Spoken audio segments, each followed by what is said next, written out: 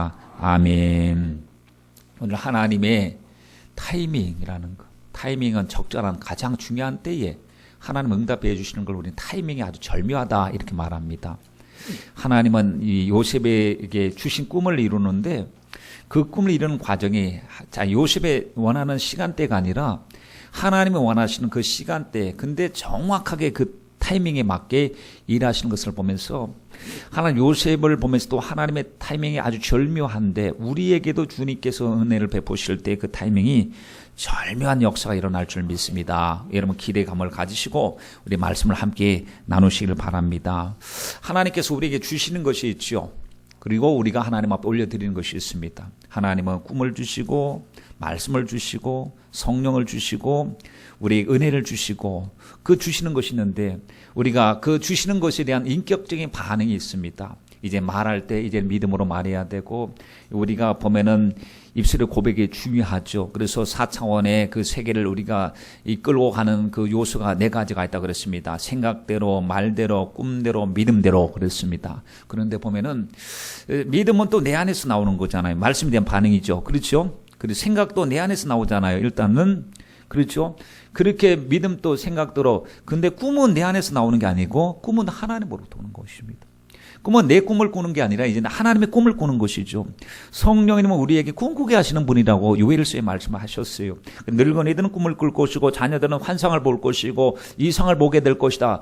우리가 경험하지 못한 것이죠. 이상이나 환상이나 꿈은 미래적인 것인데 그걸 주시는 분이 누구시냐? 하나님은 우리에게 그 꿈을 주시는데 하나님은 공동체에다가도 꿈을 주시고 우리 가정에다 꿈을 주시고 개개인의 꿈을 주시는데 이 꿈을 우리가 좀 쉽게 말하면 콜링이라고 말할 수 있지 않나 싶어요.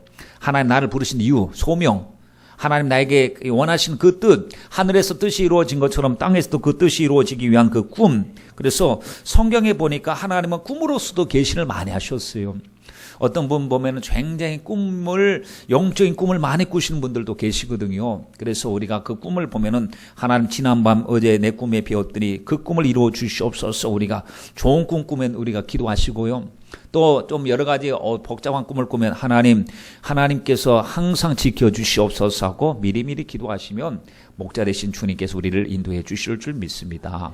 여러분 보면 이방인의 왕들에게 하나님께서 구약에 보니까 꿈을 주셨어요. 바로 왕에게 꿈을 주시고 느부갓네살 왕에게 꿈을 주셨는데 그 꿈을 보니까 장래 하나님이 어떻게 일을 행하실 것인가 주님이 보여주시는 미래적인 사건이었습니다. 그리고 개인에게도 주님께서 꿈을 주셨습니다. 다니엘에게 꿈을 주신 것은 4짐승의 이상을 보여주시면서 하나님께서는 역사의 주인공 되시고 주관자 되심을 드러내어 주셨고 느부갓네살 왕의 꿈을 통해서도 여러분 아시다시피 신상의 꿈을 꿨잖아요. 신상의 꿈을 꿨는데 머리는 금이고 가슴은 은이고 배 쪽은 동이고 그 밑에 철이고 뭐 흙이고 이와 같은 아주 이 각양각색의 재료가 다 달랐지만 인간의 역사들이 이렇게 연결되어져 가는 가운데 결국의 역사의 심판자는 주님이신 것을 보여주면서 공중에서 뜨인 돌이 하나 날라오는데 거기 그 돌이 그 인간의 신상, 우상 문화, 하나님을 대적하는 문화를 박살내가지고 심판하시는 주님이신 것을 우리가 보게 됩니다. 그래서 하나님 역사의 주관자는 하나님이신데 역사는 되는 대로 어쩌다 보니까 굴러가는 것이 아니고 하나님이 기록된 대로 섭리하신 대로 진행되어져 가고 있다는 사실을 우리가 명확하게 알 수 있습니다. 그래서 인류 역사도 마찬가지입니다. 하나님께서 역사를 이루어 주실 줄 믿습니다. 어저께 국민일보에 보니까요. 그 맨 뒤에 아주 어느 목사님이 요한계시록에 대해서 전체 면에다가 얘기를 아주 신앙 고백과 이 말씀을 쏘놨더라고요. 그게 뭐냐면 하나님의 계시록의 말씀은 장래 반드시 속히 반드시 이루어질 말씀인데 주님께서 역사하시고 하신 말씀들 그대로 이루어졌습니다. 그런데 반드시 인류의 역사를 통해서 반드시 심판자는 하나님이시고 우리는 주님의 보좌 앞에 다 서야 될 것이고 악은 멸망받게 될 것이고 의인은 하나님께서 위로해 주시고 보상해 주실 바로 그 날이 반드시 오게 될 것입니다 라고 하는 그런 내용. 어떻게 보면은 요한계시록은 과거에는 금기시대는 말해서는 안 될 금원서 같이 취급을 받았지만 하나님의 백성들에게 주신 귀한 말씀이니 우리가 이 말씀을 바라보고 교회가 껴 있어야 될 줄 믿습니다 하는 그런 논조로 쭉 여러분 생각해 보십시오. 이만한 신문면에다가 짤막한 깨알 같은 글씨로 거기를 한 해놨으니까 그 내용이 얼마나 많겠습니까? 야, 다 읽기가 좀 부담스러울 정도로 내용이 많은 부분이지만 굉장히 중요한 말씀인 것은 분명합니다. 여러분, 하나님은 역사의 주인공이시에요. 여러분, 개개인에게도 주님이 꿈을 주셨죠. 요셉에게 꿈을 주셨죠. 그렇죠? 야곱에게도 꿈을 주셨죠. 꿈 속에서 주님이 뭘 말씀하셨습니까? 내가 너와 함께 할 것이다 라는 거. 그리고 장래 하나님께서 요셉을 어떻게 들어 사용해 주실 것이라고 하는 것을 꿈을 통해서 계시해 주신 것을 볼 수가 있습니다. 이 요셉의 나이가 그때 17살 나이입니다. 17살 때 철없는 아버지에게 편의 사랑을 받고 있던 그에게 꿈을 꿨는데 그 꿈은 자기가 생각해서 꾼 꿈이 아니고 자기가 상상해서 꾼 꿈도 아니고 아무런 생각도 없이 잠을 잤는데 꿈속에서 주님께서 보여주신 꿈이었습니다. 그런데 그 꿈 때문에 굉장히 어려움을 당했고 죽을 뻔한 적도 있었고 고난도 많이 당했습니다. 사실 보면 그 고난은 다 꿈 때문에 당하는 고난이었습니다. 17살 나이에 그때 형들이 위로는 10명 있었고 자기 동생과 자기는 둘, 그러니까 11번째 아이가 바로 요셉인데 하나님께서 꿈을 꾸게 하셨는데 꿈속에서 보니까요 자기 곡식단이 서 있는데 형제들의 곡식단이 자기에게 넙죽절을 하는 겁니다. 아버지 곡식단까지도 자기 곡식단을 향해서 넙죽절하는 걸 보고 희한하네. 근데 이 꿈이 도대체 무슨 꿈이냐? 이게 상상도 이해도 되지 않았습니다. 그래서 다음날 아침에 일어나서 아버지 제가 꿈을 꿨는데 형님들 제가 꿈을 꿨는데 제 꿈을 한번 들어보세요. 제가 그렇게 서 있는데요. 곡식단이 형님 곡식단이 저에게 절을 했어요. 아버지 곡식단이 저를 절했단 말이에요. 그랬더니 형들이 기분이 좋을 리가 없잖아요. 그렇지요?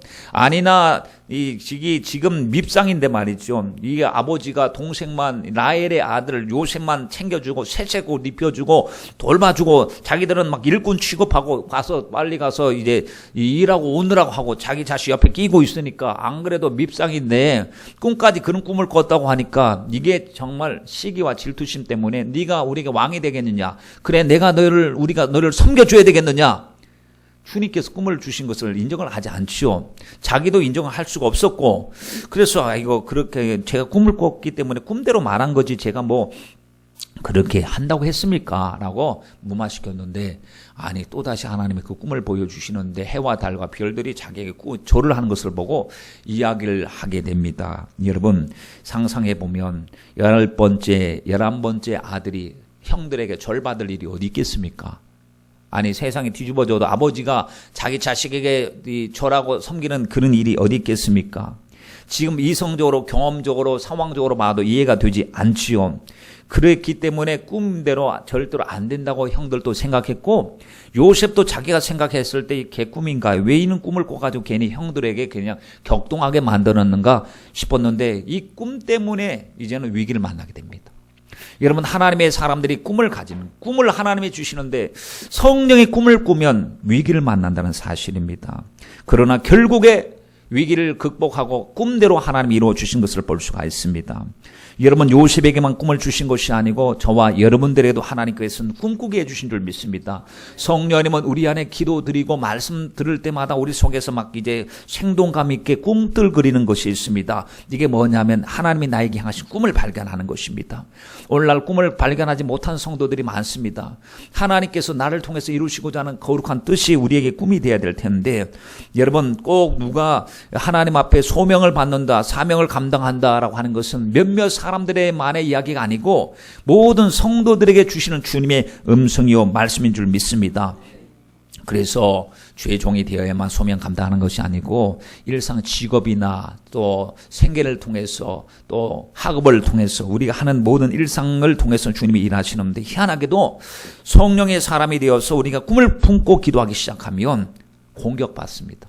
누구로부터 공격을 받느냐? 가장 가까운 데서부터. 그래서 예수님께서 말씀을 하셨습니다. 내 집안 식구가 원수다 이렇게 말씀하셨어요. 아니 왜 집안 식구가 원수인가? 가장 친근하고 가장 사랑스러운 것이 가족인데 봤더니 주님이 하신 말씀의 뉘앙스가 무슨 의미였느냐 하면 영적인 코드가 일치되지 않으면 영적으로 통일되지 않으면 내가 영적으로 더 하나님의 말씀에 순종하려고 하는 순간에 믿지 않는 가족들이 발목을 잡게 될 것이고 영적으로 도전하게 될 것이다. 그래서 하는 말이 야 너는 현실을 보고 얘기해. 꿈꾸지 마. 하면서 비난하고 현실을 보면 너가 그런 꿈은 너에게 어울리지 않아 라고 자꾸 꿈을 꺾는 얘기들을 우리 주위에서 우리 가정에서 많이 하게 되는데, 여러분 꿈을 꾼 사람은 현실만 바라보는 것이 아니고 하나님을 믿음으로 크게 바라보는 사람들 아닙니까? 그래서 민수기 13장 말씀에 보니까요, 12명의 정탐꾼이 있는데 2명은 꿈을 봤어요. 그 현장에 답사하면서 하나님이 주실 그 꿈을 미리 바라봅니다. 하나님이 이 땅을 하나님 우리에게 주셨으니 반드시 성취하게 될 줄 믿습니다 하는 하나님의 꿈으로 봤는데, 10명의 이 정탐꾼들은 현실만 봤습니다. 우리는 저들에게는 밥과 같은 메뚜기 같은 존재다. 안 된다. 저들은 힘이 강력하고 대단한 이 요새를 가지고 있고 무한한 능력을 가지고 있고 우리는 아주 오합지졸을 갖고 우리는 어중이 떠중이 갖고 될 것이 되지 않는다. 아니, 하나님께서 주시겠다고 약속을 하셨고 믿음으로 바라보라고 말씀하셨고 믿음으로 먼저 바라보고 확인하라고 보내주신 그 땅을 보는 순간에 현실주의가 되고 현실에 매였고 말씀을 믿지 못해서 오히려 원망 불평하는 사람과 꿈을 가지고 꿈을 선포하는 사람과 두 갈래로 나눠지는데, 여러분 성령님께서는 우리에게 꿈을 주실 때 말이죠, 제자들에게 예수님께서 이 2명씩 짝을 지어 주시면서 주님께서 복음을 전하라고 보내실 때 주신 것이 무엇입니까? 두 벌로 또 가지고 가지 말라고 했습니다. 많은 돈을 가지고 가지 말라고 했습니다. 가지고 가야 될 것이 있는데 그것은 바로 오직 성령이 너희에게 임하시면 너희가 권능을 받고 가서 예루살렘과 온 유대와 사마리아와 땅끝까지 이르러 네 증인이 되리라고 주님이 말씀하셨는데, 우리에게 필요한 것은요, 가장 성령의 능력이 필요합니다. 여러분, 돈보다도 우리가 가지고 있는 어떤 의지보다도 성령님은 우리를 도와주시기 때문에 날마다 환경을 바라볼 때마다 남이 보지 못한 걸 보게 하고 듣지 못한 것을 듣게 하시고 우리를 위로해 주실 분이 바로 성령님 하나님이시니, 여러분 현실을 바라보지 마시고 성령의 꿈 안에서 자유하시고 믿음으로 나가시길 바랍니다. 오늘 말씀에 보니까 꿈 때문에 형들이 말이죠, 저놈 꿈을 꾸는 자가 오네, 저를 죽여서 그 꿈이 어떻게 되는가 알아보자. 결국 하나님이 성취하시지만 그것 때문에 형제들의 미움을 받았습니다. 여러분, 지금 오늘 제가 드리고자 하는 말씀은, 요셉은 시험을 받았는데 시험을 4가지 잘 통과했다는 사실입니다. 첫째 시험이 무엇이냐면요, 유다 시험입니다. 유다 시험을 다른 말로 말하면 배신당했다는 겁니다. 누구에게? 형제에게. 가장 믿는 사람에게 배신당한 거. 배신당하는 것도 시험입니다.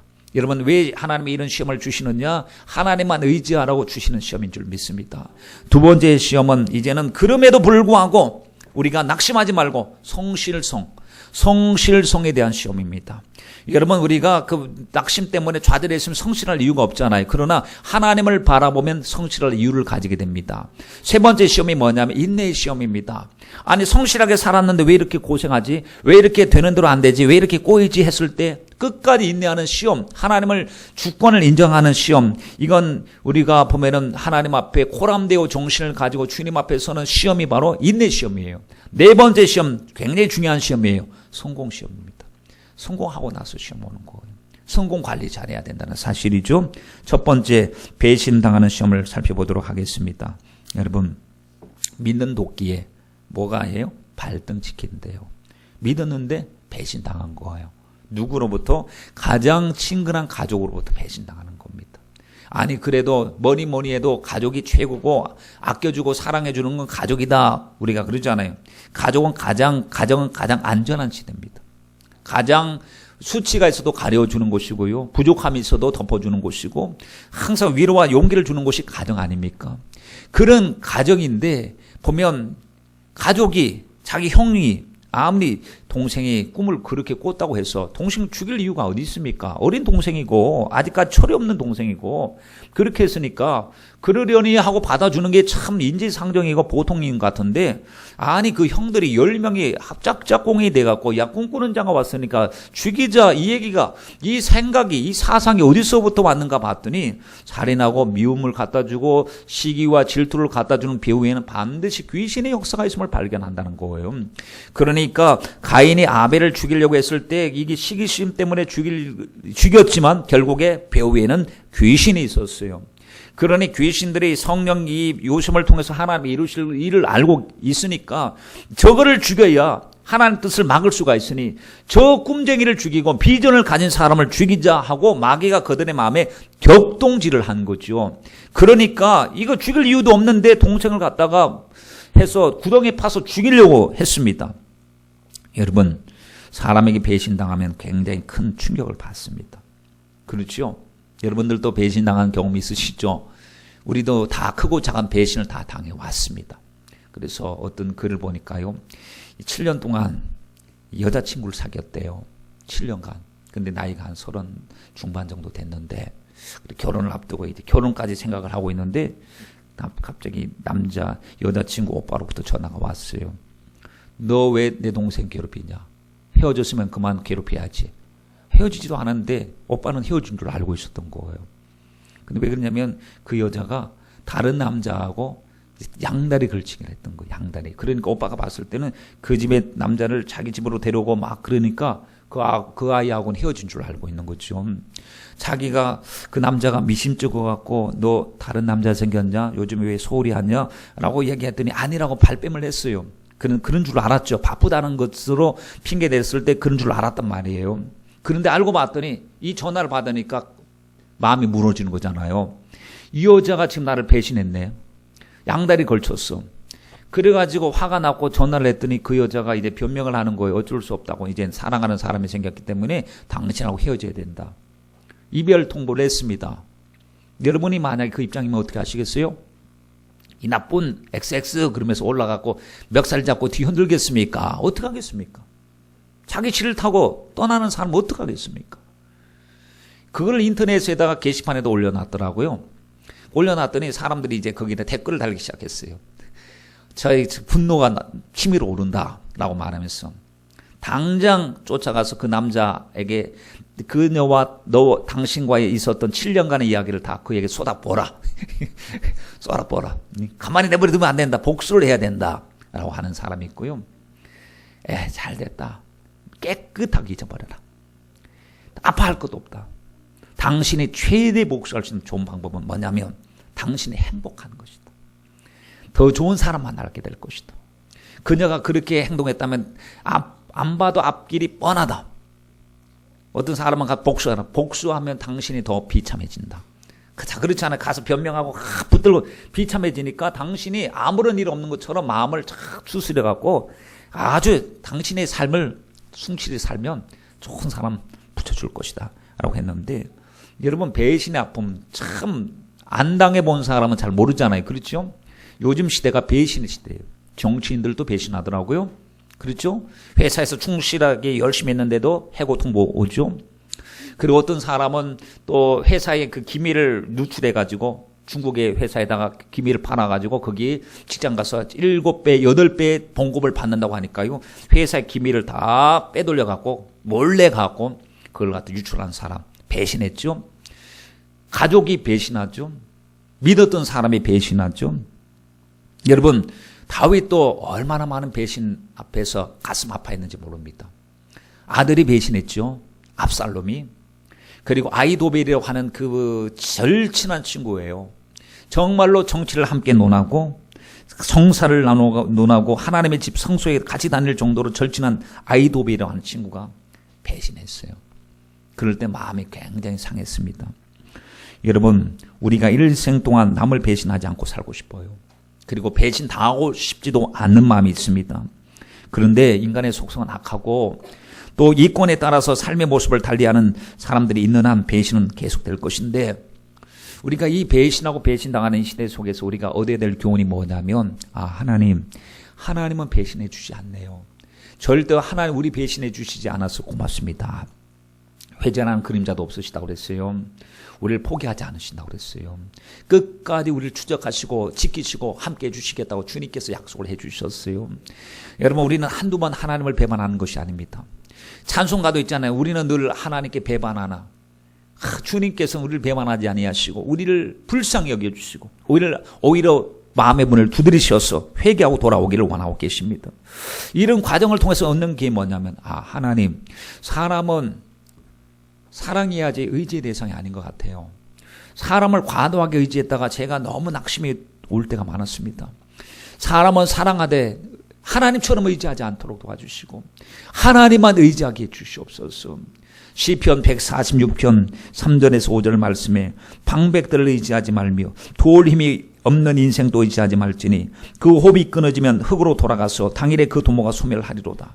야곱의 하나님으로 자기 도움을 삼으며 여호와 자기 하나님에게 소망을 두는 자는 복이도다 그랬습니다. 여러분, 하나님께 소망 두세요. 하나님을 의지하세요. 우리 인생 의지하다가 소망, 우리가 낙심했던 적 많습니다. 저 사람 나 도와줄 줄 알았는데 나중에 보니까 위기를 만났을 때 나를 등져버립니다.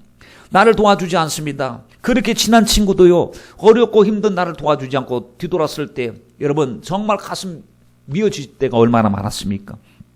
이사야서 31장 1절로 3절 말씀에 도움을 구하러 애굽으로 내려가는 자들은 화했을진저라고 했습니다. 애굽에 도울 곳이 많았어요. 말을 의뢰하고 그들은 말을 의뢰하며 병거의 많음과 마병의 심히 강함을 의지하고 이스라엘의 거룩한 자를 앙모치 아니하며 여호와를 구하지 아니하거니와 여호와께서는 지혜로우신즉 하나님 의지하지 않고 세상을 의지하는 그들을 주님 재앙을 내리시는 겁니다. 여러분, 이 사사기의 말씀에 보면 왜 하나님께서 자꾸 이스라엘 백성들이 고통당하는지 아십니까? 하나님을 의지하고 하나님 바라봐야 되는데 하나님 아닌 다른 것, 우상 숭배하거나 죄를 짓고 있었던 것을 보시고 하나님께서는 그 진노를 그들에게 내리시는 것을 볼 수가 있습니다. 그러므로 우리 인생의 광야를 지날 때 광야의 시간에 배울 것이 뭐냐면 하나님 없이는 못 삽니다. 하나님 공급해 주셔야 됩니다. 하나님을 지켜주셔야 됩니다. 그러면서 나를 낮춰야 됩니다. 나를 낮추는 법을 배우고 하나님을 의지하는 법을 배우는 것이 바로 광야입니다. 만약에 우리가 하나님만 의지해야 될 우리가 하나님보다도 더 다른 것을 의지하고 있으면요, 주님이 가만히 안 계십니다. 끊어버리게 하시는 거예요. 자꾸 내려놓게 하시는 거예요. 그러니 여러분, 빨리 내려놓는 것이 상책이고 빨리 끊어야 될 것을 끊어내는 것이 최고의 축복인 줄 믿으시길 바랍니다. 왜냐하면 하나님은 우리가 진짜 신앙인이 되기를 원하고 믿음의 사람이 되기를 원하고 계시기 때문에 그렇습니다. 사람이 나를 배신했을 때 여러분의 반응, 우리의 반응은 어땠죠? 속이 아니지만 기도하면서 하나님, 다 사람이라서 그렇죠. 하나님 용서할 수 있는 은혜를 주시고 회복할 수 있는 능력을 주시옵소서. 마음에 데미지를 입었지만 주님 미워하지 않게 해주세요. 성경에 보니까 주님 미워하지 말라고 자꾸 얘기했기 때문에 하나님 막 복수를 봐야 되는데 주님께서는 아니다. 너는 내가 너를 인도하여 원수의 목전에 상을 베풀어 줄 거야. 나 신뢰하면 너는 최고, 나 의지하면 오히려 그를 축복해 줘. 그러면 내가 내 손에서 내 방법으로 처리할 테니까 그가 회개하면 다행이고 만일 회개하지 않으면 너는 손에 피 묻히지 말아라. 너는 마음에 상처도 받지 말아라. 내가 심판하는 것은 내 권한이니까 내가 함께 할 것이다. 여러분, 말씀하신 내용들이요 너무 많단 말이에요. 그러니 주님의 말씀은 우리 정서와는 달라요. 세상에선 가서 당장 어떻게 목줄을 죄든지 아니면 혼줄을 내든지 뭔가 이판 사판 뭔가를 벌리든지 이렇게 해야 되는데 주님은 가만히 있으래요. 그냥 우리 바보도 아닌데 자존심도 있는 우리에게 우리 정서와 정말 다른 말씀을 하시는 거예요. 여러분, 어떻게 해야 될까요? 이 말씀 앞에 나를 내려놓는 것이 굉장히 중요하지 않겠습니까? 주님의 말씀을 한번 들어보세요. 잠언서 24장 29절에 너는 그가 내게 행함같이 나도 그에게 행하여 그 행한 대로 갚겠다 말하지 말지니라. 잠언서 20장 22절 말씀에 너는 악을 갚겠다 말하지 말고 여호와를 기다리라. 그가 너를 구원하시리라. 로마서 12장 14절 말씀에 너희를 핍박하는 자를 축복하라. 축복하고 저주하지 말래요. 로마서 12장 21절 말씀에 악에게 지지 말고 선으로 악을 이기래요. 베드로전서 3장 9절 말씀에 악을 악으로 욕을 욕으로 갚지 말라는 겁니다. 도리어 복을 빌어주라고 했습니다. 이를 위하여 너희가 부르심을 입었으니 이는 복을 유업으로 받게 하려 하심이니라 라고 했습니다. 다시 말하면 배신당하는 아픔 앞에서 내려놓으라는 거. 하나님께 지금 여러분, 요셉의 형들이 배신당했어요. 멘붕이죠. 충격을 엄청나게 받았을 거예요. 형들이 그럴 수 있다니. 그러면 게다가 이제 노예로 팔려가게 되었으니까 이거는 좌절과 좌절이 소망이 없습니다. 형들에게 버림당하고 아버지 못 만나고 한 번 노예는 영원한 노예예요. 벗어날 수가 없어요. 그런데 그때 그 상처에만 묶이지 않았습니다. 인생 나 이렇게 허비할 수 없는 겁니다. 어떤 사람은 평생 복수만 하려고 하거든요. 여러분, 드라마 같은 거 보세요. 복수열전인지 복수열전. 복수하려고. 근데 우리는 복수도 하나님 앞에 딱 내려놓고 하나님 그를 축복해 주시옵소서. 최고의 복수는 그가 하나님 만나는 겁니다. 하나님 만나서 그가 회개하는 겁니다. 같이 천국 가는 겁니다. 참 보면은 만약에 기회가 되지 않고 자격이 되지 않으면 하나님 심판하시겠지만 하나님 최고의 복수는 그가 스스로 깨닫는 겁니다. 깨닫고 나서 정말 내가 잘못했구나 라고 하는 진실을 하는 것입니다. 여러분, 우리가 이 복수를 해야 될 줄 믿습니다. 그러니까 우리 원수도 복을 받아야 돼요. 변화받아야 됩니다. 그래서 정말 나를 핍박했던 사람에게 최고의 복수는 내가 핍박한 죄를 기도 시간마다 자기가 스스로 회개할 수 있도록 그 은혜를 받고 같이 천국에 가면서 그렇게 만들 때 그것이 최고의 축복이 아니겠습니까? 여러분, 같이 망하는 것이 무슨 도움이 되겠습니까? 마귀가 같이 망하기를 원하는데 마귀 좋아하는 꼴은 못 봐야 되지 않습니까? 우리는 주님이 기뻐하는 일을 행해야 될 줄 믿습니다. 요셉의 생애를 보세요. 마지막 순간에 그가 참 멋있게 정말 복수를 해줬어요. 그 복수는 복수 아닌 복수를 해줬단 말이에요. 창세기 50장 20절로 21절 말씀에 당신들은 나를 헤아려 하였으나 하나님은 그것을 선으로 바꾸셨어. 오늘날 같이 만민의 생명을 구원하게 하시려 하셨나니 당신들은 두려워 마소서. 내가 당신들과 당신의 자녀들을 기르리다 하고 그들을 간곡한 말로 위로해 줬대요. 멋있는 복수 아닙니까? 그렇죠? 아름다운 결말이에요. 여러분, 배신의 아픔을 이긴 이 요셉의 모습을 우리가 따라가야 될 줄 믿습니다. 두 번째 시험이 무슨 시험이라고 그랬죠? 성실성의 시험입니다. 여러분, 하나님 어떤 분이신지 아세요? 성실하신 분이시요. 시편 37편 3절 말씀에 보니까 하나님의 성실을 식물로 삼을지어다 라고 했어요. 시편 89편 8절 말씀에 여호와 만군의 하나님이여 주와 같이 능하신 자 누구리까? 여호와여 주의 성실하심이 주를 둘러나이다. 주의 성실하심이 주님을 둘렀대요. 주님은 보면 성실 자체래요. 주님은 성실이 뭔지 아세요? 주어진 일에 대하여 정성스럽고 참되게 꾸준하고 정확하게 다 이루는 것을 성실이라고 말합니다. 그러니 성실과 비슷한 말이 신실이고 충실이고 견실이고 또 건실이고 착실이고 참 비슷한 말 많죠. 주님은 신실하신 주님 찬양하지 않아요. 그렇죠? 주님은 오 신실하신 주, 오 신실하신 주. 신실이 뭐 말씀하신 것을 분명히 이루시는 분이십니다. 그런데 내 상황이 꿈과는 전 반대예요. 아니, 꿈을 줬으면 좋아야 되잖아요. 하나님께서 다윗에게 사무엘을 보내셔서 기름을 부어주셨어요. 그때 기름 부을 때 이 의미가 뭔지 왕으로 세우시겠다는 거예요.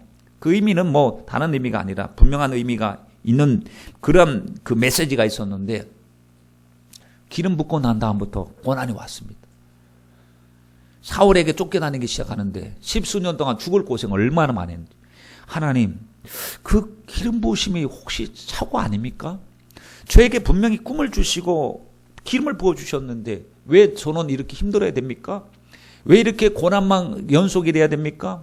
저는 내일 죽을지 오늘 죽을지 알 수가 없습니다, 주님이라고 할 때 그는 인내하고 기다렸어요. 스스로 막 그냥 인간적인 술수와 수단을 부리지 않았습니다. 사울을 죽일 수 있는 상황이 주어졌음에도 불구하고 하나님이 친히 원수 갚아주기를 원하고 맡긴 것을 볼 수가 있었습니다. 하나님이 신실하심을 믿었다는 거예요. 여러분, 그 하나님, 다윗과 함께 하셨던 하나님, 요셉과 함께 하셨던 하나님, 감옥에서도 하나님과 함께 하셨어요. 그러는 그 하나님과 함께 하심을 느낄 때 그 신실하심이 그를 움직이는 삶의 동력이 된 것입니다. 여러분, 찬송가의 찬양에 보면은 이런 찬양이 있죠. 날마다 숨 쉬는 순간마다 내 앞에 어려운 일 보내. 어려운 인생, 어려운 순간마다, 인생의 어려운 순간마다 뭐 한다고요? 주의 약속 생각해 보내. 내 인생의 어려운 순간이 왔습니다. 남들이 아무도 알아두지 않는 고통의 시간이 왔을 때 우리가 해야 될 일은 말씀 앞에 서는 일입니다. 우리가 하는 일은 기도의 자리에 앉아있는 일입니다. 그리고 주의 약속을 생각해 보는 거예요. 그러니까 그 다음 가사가 뭔지 아세요? 내 마음속에 믿음을 잃지 않고 말씀 속에 위로를 얻네. 그렇습니다. 여러분, 주님이 나 보고 계셔요. 나를 지키고 계셔요. 성실해야 될 이유는 주님이 나 지켜보고 계셔요.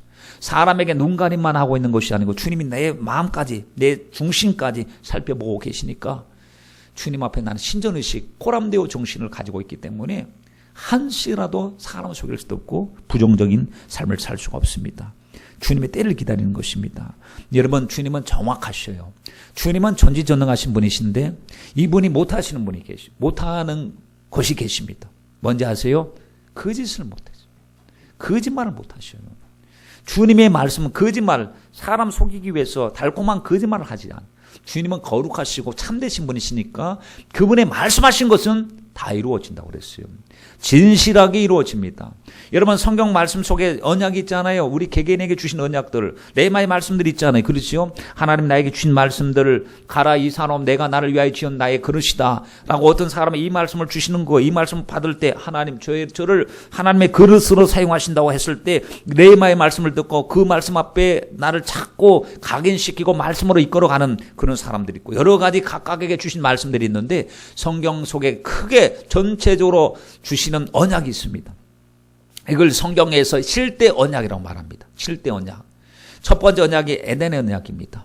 에덴에서 어떤 언약을 주셨느냐면요, 뱀에게 너는 여제 후손의 발꿈치를 상하게 하겠지만 여제 후손은 너 머리통을 박살낼 것이다. 이게 바로 에덴의 언약, 십자가의 언약입니다. 두 번째 언약은 노아를 통해서 주신 언약이에요. 다시는 내가 홍수로 심판하지 않고 불심판을 하시겠다는 거예요. 근데 주님이 그 언약을 이루어 주실 줄 믿습니다. 마지막 언약이니까요. 세 번째 언약은 아브라함과 하신 언약이 내 후손을 큰 민족으로 만들어 주겠다라고 언약하셨는데 그 언약을 이루셨어요. 네 번째 언약은 시내산에서 하신 언약입니다. 이스라엘 자손들이 순복하고 내 말에 순종하면 그 나라를 제사장 나라로 세워주겠다는 말씀을 주님께서 지금 또 이루고 계신 줄 믿습니다. 마지막 주님께서 이스라엘 회복케 해주시고 남은 자들 통하여 하나님께서 이스라엘을 다 돌아오게 해주실 줄 믿습니다. 다섯 번째 언약은 제사장 언약입니다. 아론의 후손들은 영원히 제사장이 되게 해주겠다라고 말씀하셨습니다. 여섯 번째 언약은 다윗에게 주신 언약입니다.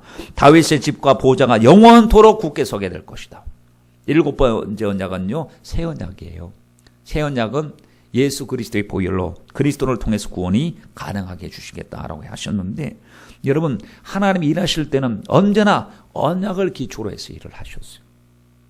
다윗의 언약을 기억하사 주님께서 일하실 때 다윗과 맺은 언약을 기억하시는 거예요.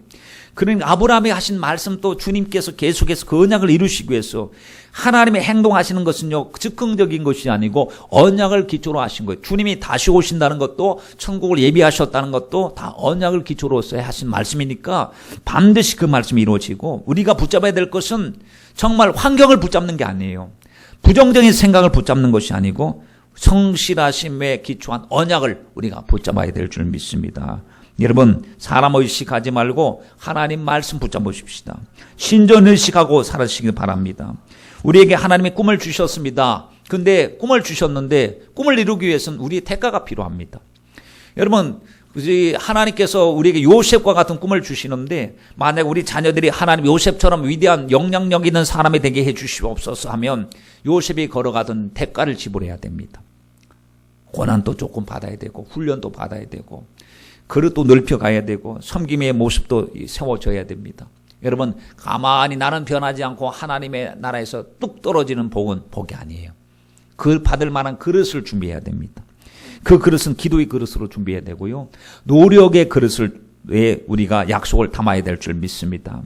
요셉이 위대했던 것은 그저 꿈만 꾸고 있었던 사람이 아니고 꿈을 위해서 노력하는 데 있었습니다. 억척스럽게 일했죠. 최선을 다했죠. 성실했죠. 보디발 집에서 얼마나 열심히 했겠습니까? 보디발의 눈에 띄었습니다. 그러니까 너가 다른 노예하고 틀리구나. 뭔가 성실함이 있는데 다른 사람은 눈 속이고 막 눈가림을 하는데 너를 보니까 그렇지 않아. 감동을 줬습니다. 나중에 젊은 나이에 가정총무로 삼았습니다. 가정총무. 젊은 나이 발탁이 돼갖고 감옥에 들어갔습니다. 감옥에 간수가 보니까 보통 간수하고 죄수하고 틀려요. 상당히 긍정적인 죄수였어요. 상당히 노력파 죄수였습니다. 그래서 보니까 아니 저 죄수는 어떻게 해서 감옥에서 저렇게 긍정적인지 모르겠어 라고 하면서 감옥 총무로 삼았습니다. 여러분 성실함이 하나님 앞에도 우리가 연락돼야 됐지만 사람 앞에서도 도전을 주고 감동을 주는 저와 여러분이 돼야 될 줄 믿습니다. 우리가 그리스도인으로서 세상에서 사람에게 눈가림하지 말라고 했지 않습니까? 성실하게 일하라고 했습니다. 여러분 성실함은 하나님의 나라에서 통하고 인간 세상에서도 통하는 바로 그 법칙이죠. 미국의 대철강 회사 사장인 카네기가 후계자를 지명한다고 했을 때 사람들이 야, 저 회사에는 똑똑한 두뇌들, 석학들이 많고 아주 고급 두뇌들이 많은데 누가 저 사장 자리를 차지하게 될 것인가 관심을 가졌는데 초등학교 출신이었던 사람을 사장으로 후임을 세웠어요. 초등학교 출신이에요. 어떻게 들어왔느냐 봤더니 청소부로 들어왔어요. 그 회사에.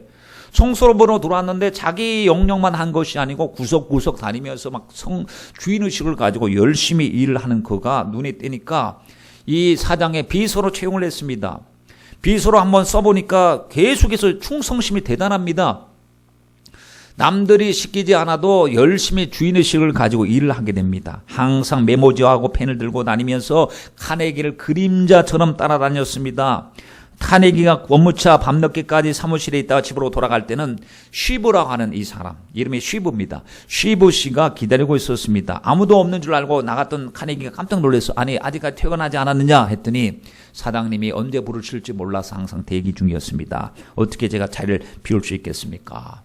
그러니까 연봉을 $20,000 받을 때요, 상여금을 $100,000 받았다는 거예요. 그러니까 이 얼마나 감동을 줬으면 연봉은 다른 사람 그렇게 줘도 감동이 됐으면 했을까 싶어요. 그가 나중에 사장 자리에 후임으로 설 때 많고 많은 똑똑한 사람 다 제쳐놓고 성실한 사람을 딱 세우는데 그때 그 사람에게 이렇게 말을 했습니다. 자네의 성실한 그 정신적 바탕 위에 이 회사가 성장하리라고 믿네. 이 회사를 성장시키는 데는 학력이 문제가 아닐세. 어떤 문제에 부딪혔을 때 이를 해결하려고 하는 정신적 자세가 가장 중요한 것이라네. 자네에게 지식과 충고가 필요하면 박사, 석사 학위를 가진 사람은 채용하면 되니까 내가 당신을 채용했다라고 이야기했는데, 여러분, 하나님은 성실성 시험을 보고 계신 거예요. 지금 안 돼도 성실해야 되고요, 답답해도 성실해야 되고, 작은 일에도 성실해야 될 줄 믿습니다. 셋째 시험이 바로 인내 시험입니다. 여러분, 타이밍을 기다려야 됩니다. 왜 인내 있게 하실까요? 하나님 때가 있으니까. 주님께서 지금 훈련시키고 계셨다가 때가 되면 주님이 높여주실 줄 믿습니다. 진짜 하나님 의식하고 살았어요? 성실하게 살았어요? 그런데 성폭행범, 미수범, 성추행범, 아주 못된 죄는 다 뒤집어 씌워서 감옥에다 집어넣습니다. 여러분, 자존심 강하고 깨끗하고 생각했는 사람이 이런 일을 당하면요, 다른 막 사기꾼은 몇 번 들어갔다 나와도 웃으면서 들어가잖아요. 그렇죠? 아주 뭐 얼굴에 철판 깔고 있잖아요. 근데 나름대로 양심껏 살아보고 애를 써들고 착하게 살려고 했던 사람이 억울한 일을 당할 때는요, 이건 정말로 스스로가 용서 안 돼. 여기서 벗어날 수가 없어요. 자괴감에 들어서. 그래서 어떤 사람은 막 그냥 어떤 뭐 검찰에 조사받으러 갔다가 아직까지 죄가 정죄되지도 않았는데 자살해 버리잖아. 왜냐하면 자기 스스로가 용서가 안 되니까. 이것 때문에 참고 인내할 수가 없었는데, 요셉을 생각해 보면 요셉의 인생이 참 꼬이잖아요. 젊었을 때 배신당하고, 주인에게 배신당하고, 여자에게 배신당하고 꼬여서, 그런데 끝까지 기다리는 겁니다. 거기서도 주어진 자리에서 끝까지 기다리고 있는 것입니다. 여러분, 우리도 어떤 일을 기다릴 때 조급함이 문제더라고요. 빨리 돼야 되는데 빨리 되지 않을 때, 다른 사람은 빨리 되는 나는 빨리 되지 않을 때, 다른 사람은 잘 되는 나는 정체된 것 같을 때, 나는 망망한 대회에 엔진이 꺼져버리고요, 표류할 때, 동력도 없고 방향도 감각이 상실되었을 때, 생각해 보십시오. 파도는 몰아닥쳐오죠. 가야 될 방향은 상실해버렸죠. 동력도 떨어졌죠. 둥실둥실 떠다니죠. 내 인생이 그와 같을 때 사람의 좌절할 수밖에 없습니다. 이때 하나님께서 성경에 보니까 요셉을 뭐라고 한지 아세요? 그가 형통한 자가 되어, 이렇게 말씀하시더라고요. 아니, 지금 감옥에 있는데 성경에 보니까 형통한 자가 되어. 아니, 옥중에 또 있을 때도, 노예 생활할 때도 성경은 그렇게 기록을 했어요. 그가 형통한 자가 되어라고 했어요. 감옥도 형통한 곳이었고 노예 생활도 형통한 곳이었던 것은 하나님의 뜻이 지금 진행 중에 있으니까, 하나님의 뜻이 맡기지 않았으니까 성경에서는 형통이라고 기록해 놨어요. 여러분, 지금 이 관점에서 보면 저와 여러분은 형통하지 않습니까? 지금 어렵고 힘든 순간이지만 하나님께서 지금 나와 함께 하시는 것은 분명하다면 지금 형통한 거예요. 하나님께서 그 길을 반드시 역전시켜 주시고 복을 주실 줄 믿습니다. 하나님은 요셉이 가장 힘들고 어려운 순간에 어디 계셨어요? 그와 함께하고 계셨어요. 어디요? 감옥에서도 하나님이 그와 함께하고 계셨습니다. 하나님이 함께 하시는 한 고난으로 고난이 끝나지 않습니다. 하나님이 지금 타이밍을 계산하고 계신 거예요. 하나님 우리를 합력하여 소원을 이루실 것을 계산하고 계실 것을 여러분 믿으시길 바랍니다. 하나님의 타이밍은 정확했습니다. 로마서 5장 3절로 4절 말씀에 다만 이뿐 아니라 우리가 환난 중에도 즐거워하나니 이는 환난은 인내를, 인내는 연단을, 연단은 소망을 이룬 줄 알미니라. 여러분 꿈이 있었는데 꿈과 정반대로 가고 있습니다. 이 마음을 지키는 것이 뭐냐면 기도 생활입니다. 여러분 예배 생활이에요. 예배 말씀을 들어보면요 조금 주중에 작절하고 낙심했다가도 말씀을 들으면 용기가 생기잖아요. 하나님은 죽으신 분이 아니고 살아계신 분이신데 약점까지도 강하게 바꿔주시는 분이신데 나를 더 크게 사용하시기 위해서 지금 작업 중에 계신 줄 믿습니다 하고 말씀드릴 때 속 사람에 막 힘을 얻고 기도하게 되고 기도하면 주님께서 주신 위로를 받게 되는데 여러분 우리를 지키는 것은 기도예요. 그래서 항상 아무것도 염려하지 말고 오직 기도와 간구로 너희 구할 것을 감사함으로 아뢰라고 했지 않습니까? 그러면 모든 지각에 뛰어나신 하나님 평강이 우리의 마음과 생각을 지켜준 마음과 생각을 온전히 지켜주실 줄 믿습니다. 여러분 생각이 우리 매일 때 굉장히 많거든요. 우리를 매는 것이 자꾸 생각이더라고요. 좋은 생각에 자꾸 매야 될 줄 믿습니다. 믿음의 생각에 우리가 매여야지 안 된다는 생각, 부정적인 생각, 우울한 생각, 육신의 생각에 우리 매일 필요가 없습니다. 하나님 우리와 함께 하시니 믿음으로 승리해야 될 줄 믿습니다. 여러분 하나님의 계산은 정확하셨습니다. 여러분 보십시오. 아브라함이 되는데 25년 걸렸어요. 그렇죠. 아브라함, 모세가 드디어 사명을 받는데 40년 걸렸습니다. 야곱이 하나님의 뜻을 이루는데 물론 자기 실수도 많았지만 30년 만에 하나님 앞에 섰습니다.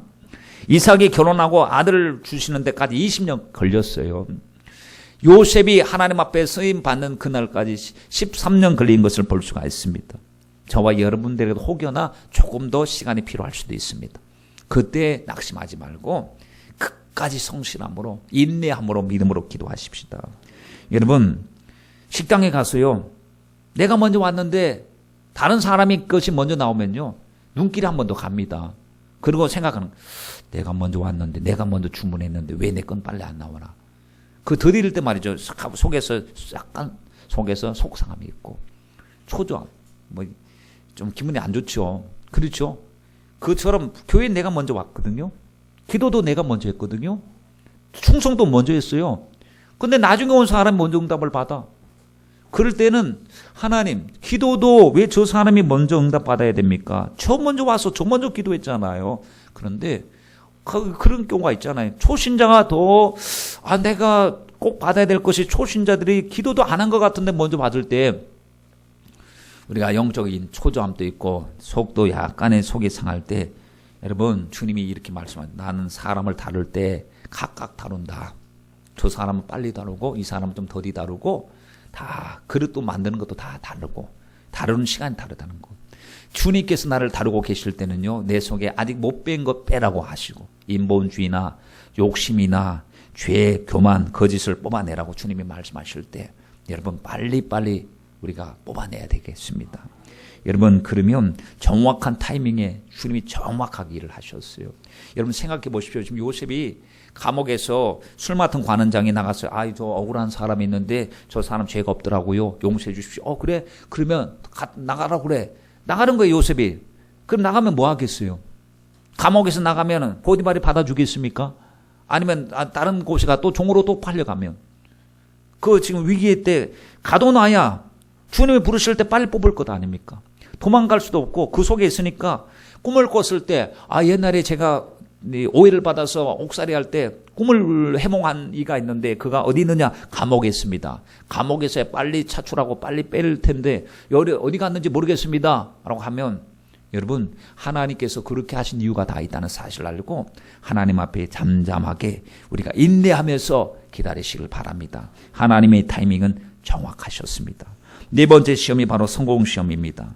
여러분 요셉이 바로의 꿈을 해석해주고 그 행할 일을 가르쳐주자 감동을 받는 거죠. 바로가 이런 하나님의 신이 충만한 사람이 어디 있느냐라고 하면서 이제 노예 출신에서 죄수 출신에서 총리가 되었어요.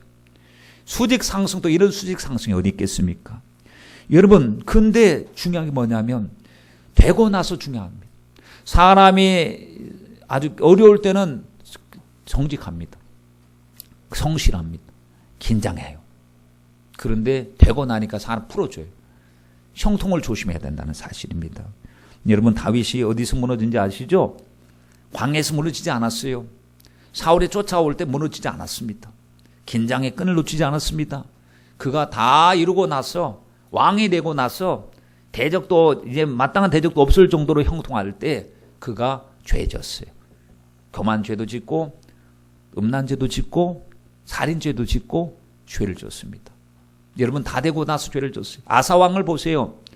초기에 얼마나 하나님 앞에 믿음으로 하려고 했는지. 나중에 보세요. 어떻게 됐죠? 교만해서 하나님 앞에 묻지도 않는데, 발에 병이 나서도 하나님께 회개도 하지도 않고 묻지도 않았대요. 우시아 왕을 보세요. 그가 왜 교만했습니까? 너무 평안한데 자기가 성전에 함부로 들어가서 분향을 하려고 했다가 하나님이 치시어서 문둥병 걸려서 죽을 때까지 별실에서 나오지 못하는 이 하나님의 징벌을 받은 것을 봤을 때, 하나님, 사람들마다 어려울 때는 긴장을 하는데 성공 이유가 관리되지 않으면 성공을 주고 망하게 만든다는 사실을 우리가 알 수가 있습니다. 그래서 많은 설교자들이요, 그 성경의 말씀은 물론이고 설교자들의 말씀을 보면 여러분, 형통을 두려워하십시오. 기도 없는 형통 조심해야 됩니다. 준비 없는 성공 정말 위험합니다 라고 했습니다. 찰스 스펄전 목사님은 번창하는 것은 위험한 일입니다. 차라리 그리스도인에게는 역경의 도가니가 번창의 도가니보다 훨씬 덜 심각한 시련입니다. 그랬습니다. 토마스 카라일이라고 하는 사람은 역경을 견디기 힘들 때가 있습니다. 그러나 역경을 견디기보다는 형통함을 견디기가 더 어렵대요. 우리 생각이, 여러분 생각이 아마 그럴 거예요. 나는 형통함을 갖다 주면 나 잘 견딜 거야. 성공만 갖다 줘봐 잘할 거야. 여러분, 그 사람들도 다 그렇게 생각했습니다. 오스왈드 챔버스는 가장 견디기 힘든 시험은 형통함이다 그랬습니다. 여러분, 이해가 되시나요? 사도 바울 선생님은 그런즉 선주로 생각하는 자는 넘어질까 조심하라고 했습니다. 여러분, 성공했을 때 우리는 성공을 나를 위한 성공으로 만들면 큰일 납니다. 성공을 섬김의 도구로 삼아야 되고요. 성공을 통해서 하나님, 제가 이 하나님 이렇게 풍성케 해주시고 하나님이 형통케 해주셨는데 하나님이 우리 위해서 뭘 해야 됩니까? 다 하나님이 해주셨죠 하고 자기를 자꾸 낮춰야 됩니다. 그리고 그래야 끝까지 쓰임받지, 교만해가지고 자기 이름 내고 자기 하나님의 영광을 도둑질 해버리면 그 성공 때문에 무너지는 사람 많습니다. 여러분, 주위에 보면 성공하고 나서 무너지는 목회자도요, 성공하고 나서 타락하는 사람 많고요. 성경이 그 어떤 글을 봤는데 이 목회자가 당하는 그 유혹이 5가지가 있대요. 첫 번째가 뭔지 아세요? 물욕, 물건 욕심, 물질 욕심. 두 번째가요, 육욕, 육적인 욕, 이 탐욕 있잖아요. 죄 짓고 뭐 성적으로 죄를 짓는다든지 다른 거. 그래서 물욕하고 육욕. 세 번째가 명예욕이래요. 네 번째는 교만이래요. 5번째는 나태래, 나태. 게으른 거. 이 5가지가 굉장히 중요한 위협적인 것인데 생각해보니 그 중에 가장 으뜸이 되는 게 뭐냐면 교만인 것 같아요. 교만. 항상 사람은 교만할 때 무너집니다. 여러분, 우리는 절대 교만하지 말고 절대 겸손해야 될 줄 믿습니다. 사람이 나를 높여주고 지켜줄 때 하나님께 영광 돌리시길 바랍니다. 하나님 우리를 높이실 때 우리는 겸손해질 수 있는 은혜를 구해야 될 줄 믿습니다. 요셉의 생애 가운데 보세요. 요셉은 하나님이 요셉을 들어 사용하시는데 타이밍이 절묘한 것처럼 하나님 우리의 삶도 그러한 은혜를 달라고 우리 기도하십시다. 그래서 첫 번째 시험, 사람과의 시험에서도 이기고, 그리고 정말 성실함에서도 우리가 끈히 감당하고 인내하고 끝까지 주님의 뜻을 이루고 하나님이 성공해 주셔서 성공도 믿음 안에서 잘 관리해서 주님만 높여드리는 저와 여러분이 되시길 바랍니다. 주님께서 요셉에게 꿈을 주신 것처럼 우리에게도 그 꿈을 주시고 그 꿈을 이루어 주실 줄 믿습니다.